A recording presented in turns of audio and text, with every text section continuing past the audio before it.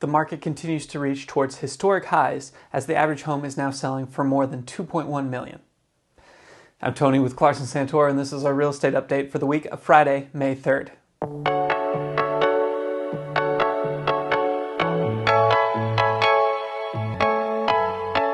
We know that selling or buying a home can be very stressful and confusing. That's why we do these weekly videos, so that you can know how the market is affecting your options as a home seller or buyer. Let's take a look at how the market performed this week. There are now 29 homes on the market, which is up from the 21 we had last week, and the average asking price is about the same. Last week it was $2,094,000, now it's $2,103,000. 10 homes went pending, which is a few less than last week's 14, but the average asking price of those pending sales has gone up this week from $2,026,000 now up to $2,189,000. And 11 homes closed this week, which is 2 less than last week, with an average closing price much higher than last week, now at $2,294,000, up from the $2,061,000 we saw last week. So now that we know how the market performed this week, we can look at the broader trends that help us determine where the market might be heading. But before we do that, if you find this information helpful, you can subscribe so that you don't miss out on future updates. And why not share it with a friend also? Everyone deserves to be in the know about their local market. All right, let's take a look at those broader trends, shall we? Starting with inventory. It's back up again this week, now sitting at 29 homes. That is still much lower than what our neutral market usually sits at during this time of year. So I would say inventory is still considered very low. Pending sales continue to keep pace as well, so the little jump in inventory that we saw this week isn't really anything to really comment on. Even though inventory did expand this week, our turnover rate was still able to remain well above that neutral market area of 1.0. That one peak really throws off that side scale. It is currently sitting at 159% of a normal rate, which is down a little from the extremely high rate of 2 that we saw last week. But 159 is still a very fast turnover rate.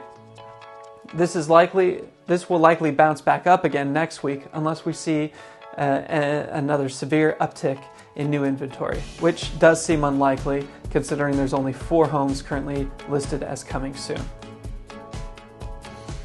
The over-under metric continues to perform well for sellers as homes continue to receive multiple offers and are now going for an average of more than $100,000 over the asking price. That is just less than 6% over the asking price and almost double what the average over-under number was last year. It's likely to stay up in this range for some time now. And with that over-under number, the sales prices continue to climb, and it has been climbing markedly for the past several weeks. The average sale price has stayed up at about the $2 million range this week, and in fact, it broke the $2.1 million range and now sits at $2,138,000. Last year, the average was at $1,810,000, so in 12 months, that's an 18% appreciation in value. With the current pending sales numbers asking an average of above $2.1 million, it's safe to assume that that average sales price will continue that upwards climb for the next month or so, which means that we could start touching the market highs of 2022 in a few months if this trend remains. After a few weeks of slightly falling triple-Q values, we got some good news this week. The portfolio is now up more than 1% this week. On top of that, despite a couple of weeks in the past couple of weeks of this downward trend, the fund overall is more than 7% up year to date. When the tech industry fund does well, our buyer consumer confidence goes up as well. And finally, coming to some less encouraging news, the interest rates continue to climb this week as well. They went up another 5 basis points this week, and the news from the Fed meeting isn't giving us any hope that it will see a significant rate drop anytime soon. That is likely part of the reason that we have seen the over-under number come down slightly, even though it does still remain very high.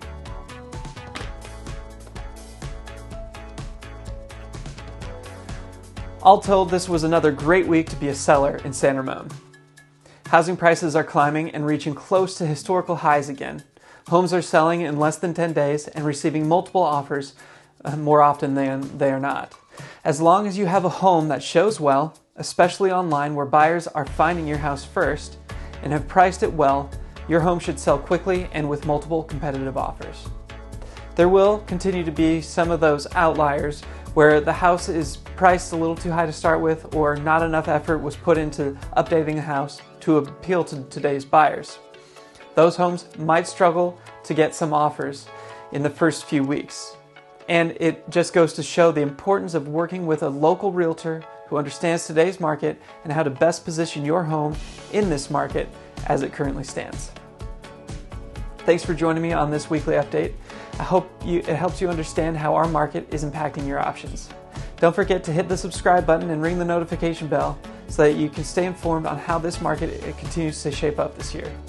And if you have any questions about how you can navigate the stressful and confusing process of selling or buying a home, leave a comment down below or reach out to us directly.